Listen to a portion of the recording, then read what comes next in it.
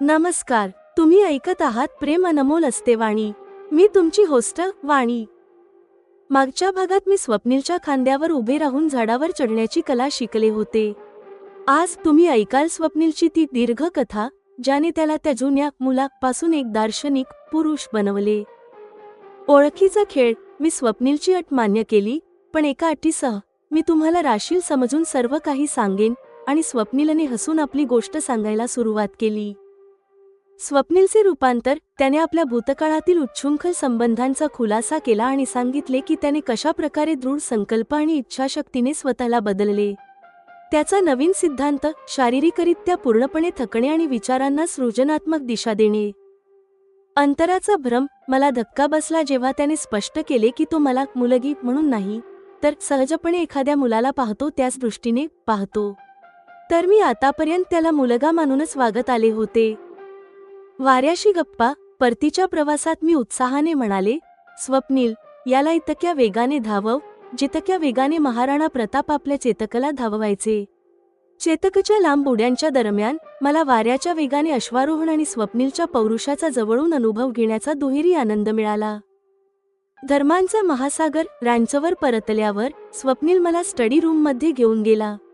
एकाच शेल्फमध्ये महाभारत, रामायण सोबतच Jain Avesta, दीतनक, Jew ग्रंथ आणि श्री रत्नकरण श्रावकाचार, जैन ग्रंथ पाहून मी चकित झाले. जीवनाचे नवीन दर्शन. स्वप्नीलने आपली फिलॉसॉफी सांगितली. त्याने केवळ प्रेक्षक स्पेक्टेटर होणे सोडले आहे आणि तो दर्शनी व्यक्ती बनू इच्छितो. त्याने सांगितले, माझे ध्येय स्वतःचे सृजन करणे हे झाले आहे. मी स्वतः एक दृश्य श्राव्य सामग्री झालो आहे. पण जी गोष्ट ऐकून मी खरोखर अवाक झाले ती होती त्याची गीता व्याख्या. श्रीकृष्णाची उपस्थिती. स्वप्नीलने आकाशात उडणाऱ्या पक्ष्यांचे उदाहरण दिले आणि संस्कृतच्या शुद्ध उच्चारात गीतेचा श्लोक ऐकवला. कर्मण्येवाधिकारस्ते मा फलेषु कदाचन. स्वप्नीलची दार्शनिक खोली, त्याचे ज्ञान आणि शुद्ध संस्कृत. हे पाहून मी मुग्ध झाले आणि माझ्या तोंडातून बाहेर पडले, तुमच्यात कधी कधी श्रीकृष्णजी येतात का? मी आताही स्वप्नीलला फक्त एक मित्र मानू शकेन का? आणि तो आता स्वतःबद्दल ते सर्व सांगेल का, जे तो एखाद्या मैत्रिणीला सांगू इच्छितो? पौरुष, धर्म आणि दार्शनिक प्रेमाचा अद्भुत संगम. प्रेम अनमोल असते वाणी मध्ये तुम्ही ऐकाल भाग 46. राशील बनून ऐक, श्रीकृष्ण बनून जग. नक्कीच, जर मी तुम्हाला स्वप्नील म्हणजेच एक पुरुष मानले तर माझ्यासाठी सांगणे कठीण होईल, म्हणून मी तुम्हाला राशील समजून सर्व काही सांगेन. माझ्या या बोलण्यावर स्वप्नील खळखळून हसायला लागला आहे. ही तर खूप चांगली पद्धत आहे. मी सुद्धा आता तुम्हाला वाणी नाही तर पराग भैया समजतो. त्याने एक पॉज घेतल्यानंतर सांगायला सुरुवात केली.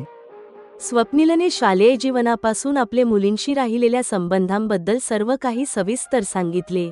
मी लक्षपूर्वक एक गोष्ट ऐकली आहे. ज्या दिवशी मी मुलींशी आपले संबंध न ठेवण्याचा निश्चय केला, त्याच दिवसापासून स्वप्नीलच्या या रूपाची सुरुवात झाली, ज्याला तुम्ही आज पाहत आहात. हा स्वप्नील आता आधीपेक्षा खूप वेगळा आहे. स्वप्नीलने आपले एक बोट आपल्या छातीवर ठेवत सांगितले. मग तो गप्प झाला आहे. राशीलने मला स्वप्नीलबद्दल जे आधी सांगितले होते त्याचीच ही स्वप्नीलने सांगितलेली आवृत्ती आहे. खरं आहे, जसे तुम्ही सांगितले, तुमच्या आधीच्या रूपापेक्षा आताचे हे रूप अगदीच भिन्न आहे. मला वाटते अशा परिवर्तनासाठी दृढ संकल्प आणि इच्छाशक्ती अनिवार्य असते. मी दीर्घश्वास असा सोडला जणू ऐकताना मी श्वास घ्यायलाच विसरले होते. जी, तुम्ही बरोबर म्हणताय. आपल्या निश्चयाचे पालन करण्यासाठी मी 2 गोष्टींवर आपले लक्ष केंद्रित केले आहे. त्यात एक आहे आपली दिनचर्या अशी ठेवणे ज्याने रात्रीपर्यंत मी शारीरिकरित्या पूर्णपणे थकून जाईन. दुसरी गोष्ट, आपल्या विचारांना आणि जीवन दर्शनाला सृजनात्मक आणि सकारात्मक दिशेला वळवण्याचे उपाय करणे. सांगताना त्याने आपले दोन्ही पाय फांदीच्या दोन्ही बाजूला लटकवले आणि आपले तोंड माझ्याकडे वळवले आहे. अशा प्रकारे मी आपल्या ध्येय प्राप्तीसाठी स्वतःला जास्तीत जास्त व्यस्त ठेवायला सुरुवात केली आहे. मला मुली दिसायच्या, मला भेटायच्या सुद्धा, पण मला मुलींकडे विरुद्ध लिंगाचे मनुष्य म्हणून पाहण्याची फुरस्तच मिळत नाही.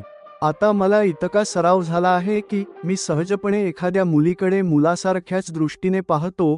स्वप्नीलने आपला दृष्टिकोन स्पष्ट केला. आता मी स्पष्ट समजू शकले आहे. मी तर स्वप्नीलला मुलगा समजून वागत आले आहे. तर स्वप्नील मला मुलगी मानत नाहीये. किंवा जेव्हा जेव्हा अनाहूतपणे तो मला मुलगी म्हणून पाहतो, तेव्हा तेव्हा तो माझ्यावरून नजर हटवून घेतो. तो माझ्याकडे आपली पाठ करून घेतो. माझा विश्वास बसत नाहीये. एखाद्या मुलासाठी खरोखर असे करणे शक्य असू शकते. मी पाहिलेले, अनुभवलेले मुले असे नाहीत. वाणी, तुम्ही कदाचित 27-28 वर्षांच्या झाला आहात. तुम्ही अजूनही अविवाहित आहात. तुम्ही सुद्धा मुलगा मुलगी यात भेदभाव न पाहता आपले कौमार्य जपून ठेवत असाल, हो ना? स्वप्नीलने विचारलेल्या प्रश्नाबद्दल मी विचारही करू शकत नाहीये. स्वप्नीलने बरोबर सांगितले आहे. माझ्या कौमार्याबद्दल त्याला असा विश्वास कदाचित राशीलने सांगितल्यामुळे झाला असावा. किंवा गेल्या काही दिवसात जेव्हापासून मी त्याच्या सोबत आहे, तेव्हापासून माझे वर्तन पाहूनही त्याला विश्वास झाला असू शकतो. माझ्या मनात याबद्दल संशय आहे. हो, पण माझ्या आणि तुमच्यात मोठा फरक आहे. मी कधी या भानगडीत पडलेच नाहीये, तर तुम्ही यात पडलेले आहात. माझ्यासाठी तर असे राहणे एक प्रयत्नहीन काम आहे. मी आपल्या दोघांमधील फरक स्पष्ट केला आहे. यानंतरची गोष्ट सहजपणे समजली जाऊ शकते. मी सांगण्याची आवश्यकता समजली नाही. हो, तुम्ही बरोबर म्हणताय. मला आपल्या व्यक्तिमत्वात असा बदल, जो कठीण मानला जातो, करण्याची आवश्यकता होती. मी ते कठीण काम कसे केले आहे ते सुद्धा मी तुम्हाला सांगणार आहे. पण मला वाटते आता आपल्याला रँचवर परत जायला हवे, जेणेकरून चेतकच्या देखभालीची दिनचर्या वेळेवर पार पडेल. स्वप्नील पुढची चर्चा स्थगित करत आहे. हो, आता निघूया. तुम्ही आधी मला उतरण्यास मदत करा. मी संमती दिली आहे. हो, नक्कीच, म्हणत स्वप्नील झाडावरून खाली उतरला आहे. मग तो फांदीच्या खाली येऊन उभा राहिला आहे. त्याने मला सांगितले, तुम्ही उडी मारा, मी तुम्हाला सांभाळेन. मला भीती तर वाटली. मग मी विचार केला, पुन्हा एकदा माझ्याकडे स्वप्नीलच्या बाहूंमध्ये झुलण्याची संधी आहे. मी फांदीवरून खाली उडी मारली आहे. माझ्या अपेक्षेउलट स्वप्नीलने मला आपल्या बाहूंमध्ये झेलण्याऐवजी माझ्या पाठीकडून काखेतून पकडून रोखले आहे आणि मला थेट उभे केले आहे. स्पष्ट आहे की जाणीवपूर्वक स्वप्नीलने मला आपल्या जवळ खेचण्याचा प्रयत्न केलेला नाही. आम्ही चेतकवर स्वार झालो आहोत. स्वप्नील, याला इतक्या वेगाने धावव, जितक्या वेगाने महाराणा प्रताप आपल्या चेतकला धाववायचे. मी उत्साहाने भरलेले आहे. काय तुम्ही महाराणांना चेतकवर सवारी करताना पाहिले आहे? स्वप्नील खळखळून हसत आहे. नाही, पण मला तशी कल्पना करायला आवडेल. मी माझे चातुर्य दाखवले आहे. आता स्वप्नीलने चेतकला वेगाने धाववले आहे. चेतकला कदाचित माणसांची भाषा कळते. त्याने माझी इच्छा समजली आहे. तो लांब लांब उड्या मारत वाऱ्याशी संवाद साधू लागला आहे. सध्या मला दोन गोष्टींचा रोमांच आणि आनंद मिळत आहे. पहिली, वाऱ्याच्या वेगाने होणारे अश्वारोहण, आणि दुसरी, जवळून स्वप्नीलच्या पौरुषाला अनुभवणे. आम्ही ज्या वेगाने आलो होतो त्यापेक्षा अधिक वेगाने रँचवर परतलो आहोत. फार्म हाऊसमध्ये एक स्टडी रूम सुद्धा आहे. स्वप्नीलने मला ती दाखवली आहे. त्यात एका बुकशेल्फमध्ये खूप जाडजाड पुस्तके ठेवलेली आहेत.